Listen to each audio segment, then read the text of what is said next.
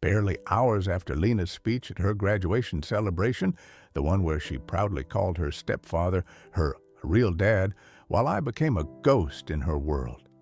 She was about to learn.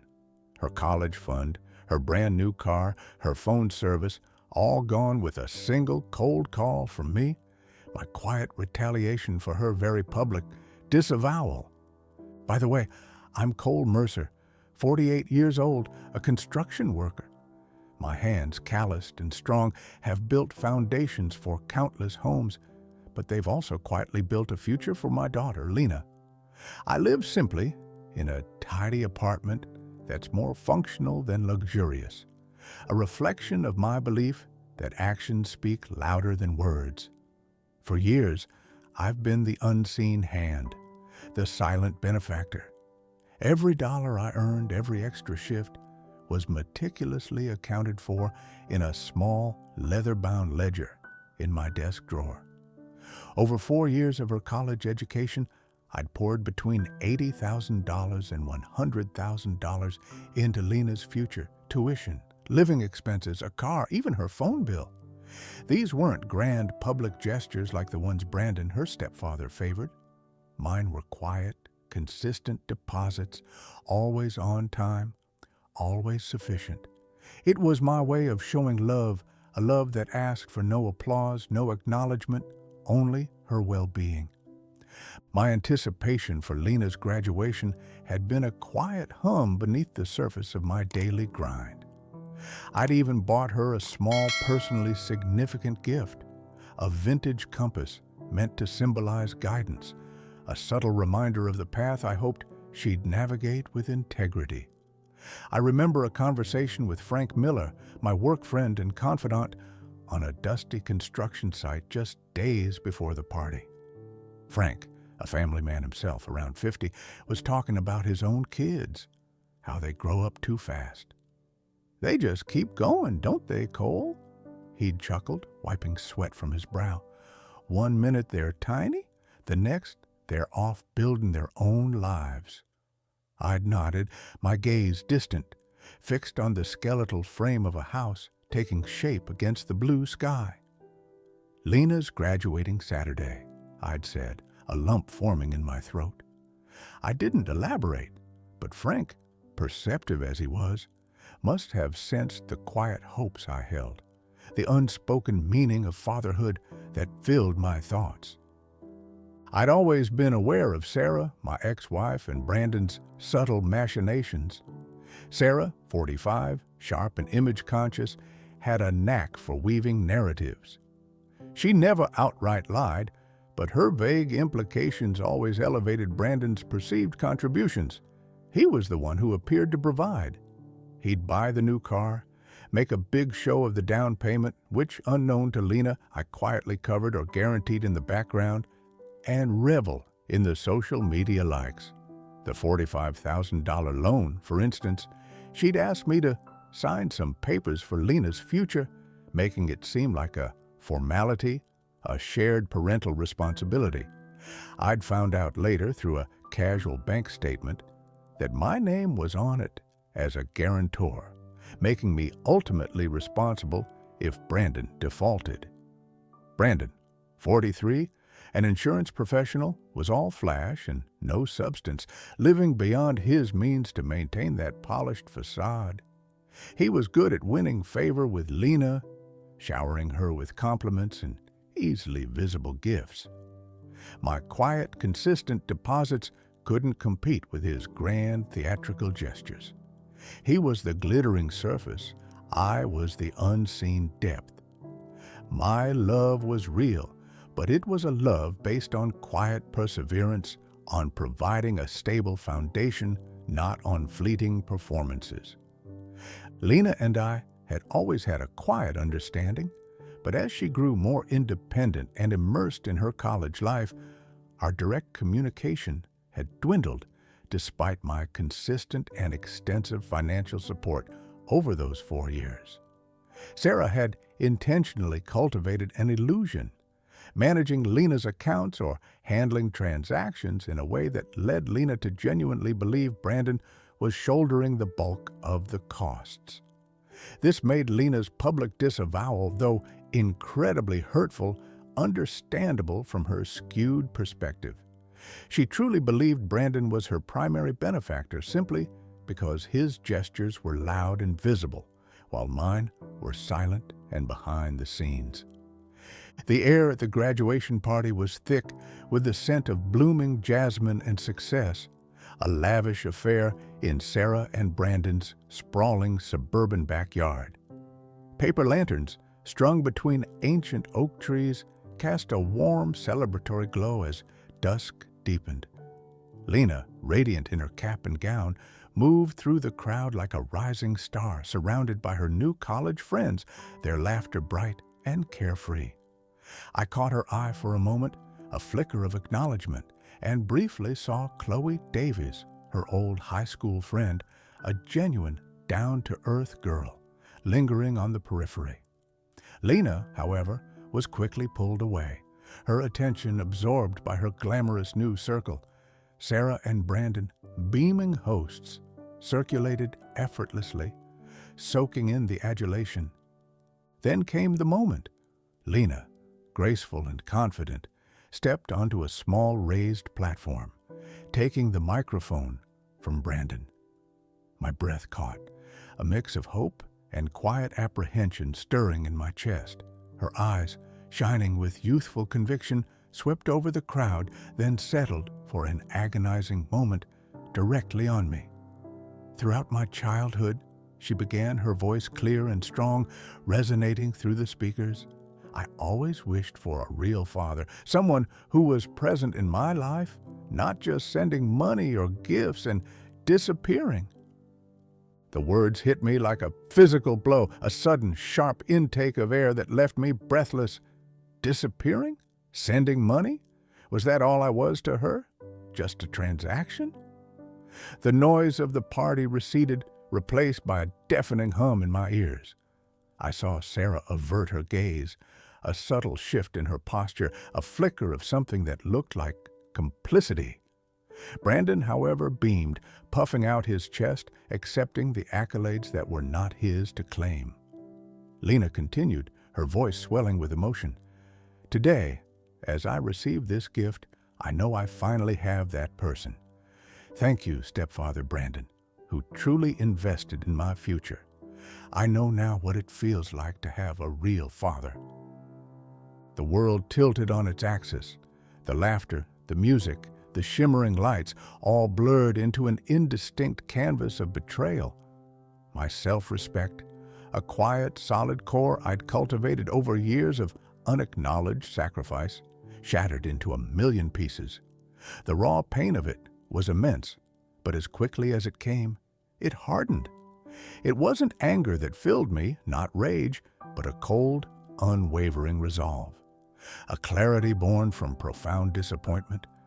My actions over words philosophy had been misinterpreted, dismissed, and publicly shamed. Now my actions would speak an entirely different language. I slipped away from the party, a phantom among the celebratory crowd. No one noticed my departure, save perhaps for a brief, concerned glance from Frank Miller, who I now remembered seeing near the buffet table. The drive home was a blur, the familiar suburban streets seeming alien, distorted by the raw wound in my chest. My tidy apartment, usually a sanctuary of peace, felt like a hollow echo chamber. The silence was profound, broken only by the frantic beat of my own heart. I didn't hesitate. I walked straight to my desk. My fingers hovered over the keyboard, a phantom tremor running through them. I could still hear Lena's voice, the echo of disappearing, sending money, real father. Each word was a fresh cut. For years, I had poured my life, my quiet dedication, into her future. I had been the unwavering constant, even as I remained in the background. Was this truly the only way? To inflict pain to teach a lesson? The thought gnawed at me, a bitter taste. But then I remembered the public humiliation, the casual dismissal of my entire contribution. It wasn't just about the money, it was about self-respect, about the very principles I lived by. She had chosen her path, a public disavowal. Now, I had to choose mine, a principled withdrawal. This wasn't anger, this was accountability. With a deep, shaky breath, I opened my laptop and accessed my online banking portal. My fingers, usually so steady, moved with a cold, almost surgical precision. The first call was to Ms. Evelyn Reed at the bank. Her voice, professional and efficient, was a stark contrast to the maelstrom in my gut. "I need to formally withdraw my co-signature and guarantee on the loan for Lena Mercer," I stated, my voice flat, devoid of emotion. I remembered signing those papers, the vague assurances about Lena's future, never explicitly told it was a guarantee. It was the $45,000 loan Brandon had taken out to finance Lena's new car, a car Lena believed was entirely his gift, with me unknowingly as the guarantor. Brandon's credit wasn't stellar. That much was clear now. The extra $10,000 difference between the loan and the car's $35,000 value was likely rolled in for additional fees, insurance premiums, or perhaps other initial expenses Brandon wanted to cover without touching his own limited liquid funds, further highlighting his financial maneuvering. Ms. Reed, representing the impersonal yet powerful financial system, confirmed the immediate bank procedures. I knew automated notifications would be sent to Brandon and Lena. Good. Next, I canceled Lena's inclusion on my insurance policy. This was the policy under my name, costing around $120 a month, which Lena was quietly on. A simple click, an almost imperceptible action that saved me money, but for her, it was another safety net silently removed. Then, meticulously, I went through the recurring payments. The $500 monthly allowance, the $80 phone payment. Her phone service was under my primary account as a quiet arrangement, and the $1,500 supplementary tuition payment per semester. This $1,500 was for her final semester's tuition, a payment I had scheduled but which would now never go through. Each click of the cancel button was a deliberate, irreversible step. I recalled the original email confirmations for these transfers, the quiet pride I'd felt setting them up. Now, a different kind of finality settled over me. This wasn't petty revenge, this was accountability. A principled, necessary act to enforce a harsh, undeniable reality. Lena had walked the stage, but still had one final semester to complete to earn her degree. She had chosen her path. Now she would walk it alone. The immediate fallout was swift and confusing for Lena. My phone, usually a silent receiver of her needs, began buzzing with calls from a blocked number. Her phone service cut. Then came the terse, demanding texts, not from her usual number, but from friends. Then finally, from her old high school friend, Chloe. "My car payment bounced. What's going on? My phone is cut off, too. What happened to my college fund? Everything's gone." I observed the unfolding consequences from a distance, my heart aching with a familiar fatherly pain, yet my resolve remained firm. She had chosen this path. Now she must walk it. This is the only way she would learn. Frank Miller, ever observant, noticed my withdrawn demeanor at work. One afternoon, as we shared a thermos of lukewarm coffee during a break, he scrolled through his phone, then handed it to me. "You seen this, Cole?" he asked, his brow furrowed. It was a social media post, a screen grab from a college forum, criticizing me, portraying me as a heartless father, a deadbeat dad who abandoned his daughter right after graduation. The comments were scathing, the collective judgment harsh. I looked at it, then handed the phone back, my expression unreadable. I felt a pang, a testing of my internal fortitude, But my conviction in my principles remained stronger. Let them talk. They didn't know the truth. They didn't need to. Not yet. Sarah's calls escalated, her voice growing more desperate and accusatory with each failed attempt to reach me. "Cole, what is wrong with you? Lena is distraught. You're being completely unreasonable," she'd shriek into the voicemail. Other times, she'd try thinly veiled threats about family duty or passive-aggressive remarks about my cruelty. I maintained my silence, or if I did answer, my responses were succinct, non-committal. "Lena needs to learn responsibility, Sarah. It's out of my hands now." I wouldn't engage in her manipulative dance. Brandon Ellison's financial instability was exposed with brutal efficiency. The bank, through Ms. Evelyn Reed's department, initiated recall procedures for the $45,000 loan. I heard about it from Frank first, who'd seen it on the local news. Lena's brand new car, valued at roughly $35,000, was repossessed right in front of her apartment building. It was a public spectacle, amplifying her humiliation. Brandon's excuses, his evasiveness, filtered back to me through Lena's increasingly desperate messages to me, not asking for money, but for explanations, and through Sarah's frustrated complaints about Brandon's inadequacy. He said he'd handle it. He promised. Now he's just gone. He keeps saying it's a temporary setback, but the bank is calling him too. I observed his downfall with a cold, almost detached clarity. This is what happens, I thought, when you build on sand, not concrete. Lena faced mounting debt, the public embarrassment of losing her car, and the looming threat of dropping out of university despite her scholarships. She was short by $1,500 for the next semester's tuition, the payment I had canceled, and needed to secure an emergency student loan of $10,000 to $15,000, a sum that seemed insurmountable to her now. I heard from Frank that she was trying to call from Chloe's phone, that she was locked out of the university's online system due to unpaid fees. Her perfect life facade was cracking, piece by painful piece. She was forced to confront brutal realities. I saw her once, by chance, walking out of a local restaurant, her uniform stained with grease, her face pale with exhaustion.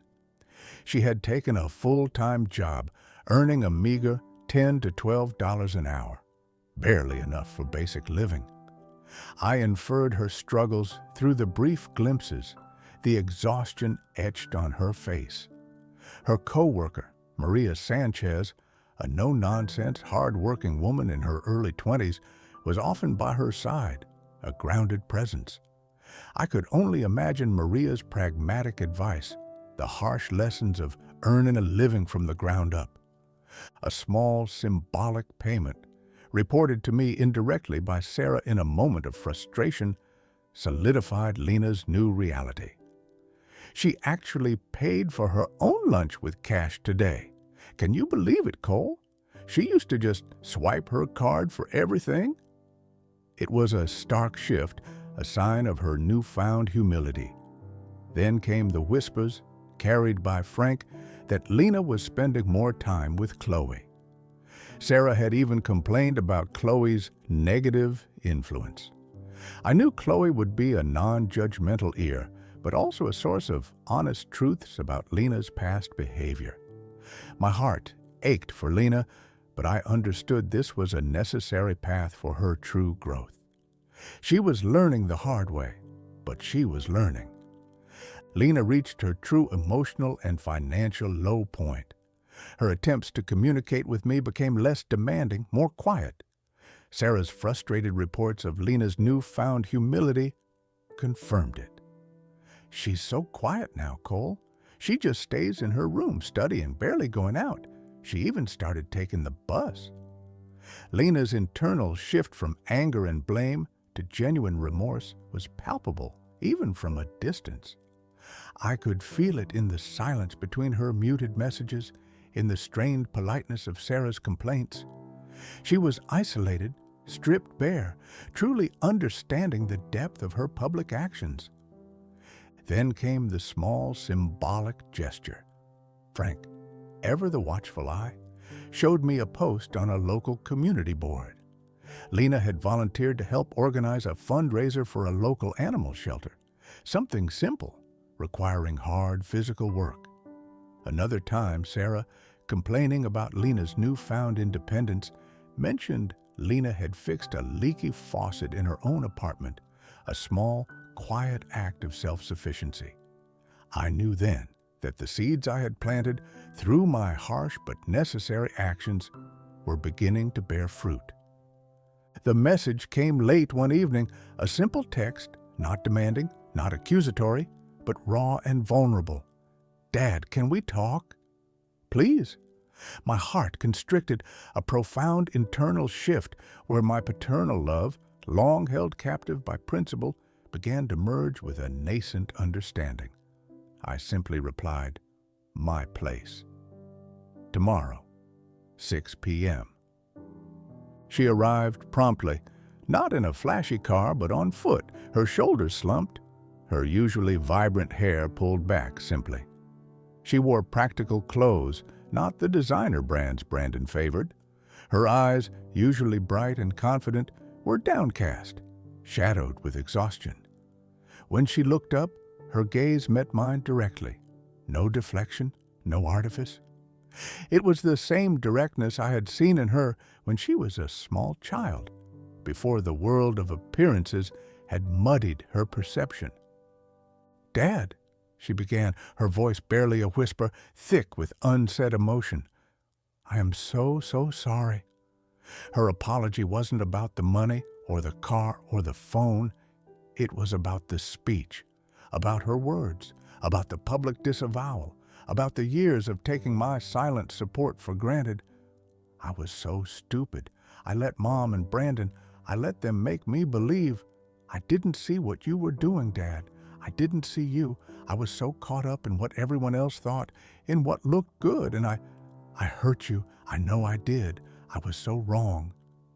My hands, usually so steady, felt a slight tremor as I reached for the glass of water on my side table. A flicker of recognition passed through my eyes as I looked at her, a quiet nod, the only outward sign of the maelstrom of emotion within me. I didn't need grand pronouncements, no emotional fireworks. Her genuine acknowledgement was enough. My principles, tested by fire, held firm, but they were now tempered by compassion. The daughter, truly humbled, had found new respect, not for my money, but for my steadfastness, for the true cost of things. Our relationship began to rebuild, slowly, carefully. It wasn't the old dynamic of silent sacrifice, but a new foundation built on mutual respect, transparency, and responsibility. I eventually offered to help her with a small, manageable loan for her final year of tuition, on the condition that she tracked every dollar and worked part-time to contribute. Her interactions became more direct, more honest. No more veiled demands, no more subtle manipulations. She called me just to talk, to share details about her studies, her struggles at the restaurant, her growing appreciation for simple things. Frank Miller, ever the loyal friend, shared another update one afternoon at work. "Hey, Cole," he said, showing me his phone. "Looks like someone finally spilled the beans." He'd posted snippets from my meticulous records, anonymous, of course, detailing the exact amounts I'd paid for Lena's college over the years, carefully juxtaposed with news of Brandon's financial woes and the car repossession. The public opinion had shifted dramatically. People were now criticizing Lena and Sarah and empathizing with me. I felt a quiet vindication, a confirmation of my principles, but also a slight discomfort with the public spotlight. I hadn't sought public praise, only internal peace. Lena herself brought up Chloe one day during a phone call. "Chloe was right, you know," she said, her voice soft. "She kept telling me to open my eyes to see what was really happening. She never judged me, just helped me see the truth." Chloe, I gathered, had been more than just a listener. She had shared her own experiences of financial independence, offering Lena practical advice and a non-glamorous yet genuinely supportive perspective that Lena's other college friends lacked. It reinforced the value of genuine relationships, the quiet strength of true friends. Lena, transformed by her ordeal, truly embraced independence. She continued her studies, but with a newfound appreciation for hard work and self-reliance. She kept her job at the restaurant, even picked up extra shifts, no longer relying on me for every need. She understood the true cost of things, not just in dollars, but in effort, in integrity, in genuine connection. Looking back on this entire painful but ultimately redemptive journey, I see Lena's transformation as a true victory. I didn't explicitly state my revenge. Instead, I framed my actions as a necessary act of teaching, a profound expression of love based on principle. I feel a quiet sense of peace, a vindication that settled deep in my bones. It's a confirmation of my life's principles. You cannot publicly disown someone and then privately demand from them. Responsibility is not a performance. It is quiet perseverance. And sometimes the ultimate act of love is to let others be accountable for their words. I found peace, though the scars from that day would never fully heal. They were etched deep, but they no longer bled. They were a reminder of the darkness we had faced and the light we had found together. So tell me, did I go too far sending my own daughter into a temporary financial struggle after all she did? Or was it the only justice left for me and the only lesson she would truly learn? Share your thoughts down below. I'd really love to hear who you think truly deserved their fate.